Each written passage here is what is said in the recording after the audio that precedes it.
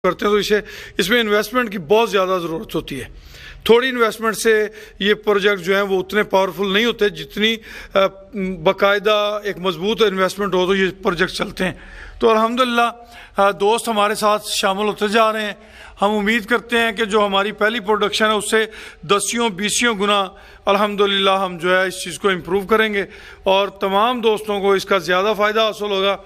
ये आप देख रहे हैं ये टोटल इसका ये आगे जी ये कूलर लगे है ये आके चीज़ यानी कि जो गर्म होता है वो ठंडा हो जाता है और वो सामने जो है वहाँ से पैकिंग होती है।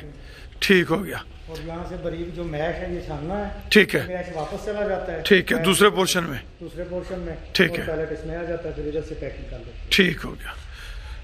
लें जी दोस्तों, मोहम्मद वासिल साहब का शुक्रिया अदा करते हैं और जो भी दोस्त हमारे इस प्रोजेक्ट में शामिल होना चाहते हैं 10 मार्च तक वो हमसे रब्ता कर सकते हैं इंशाअल्लाह।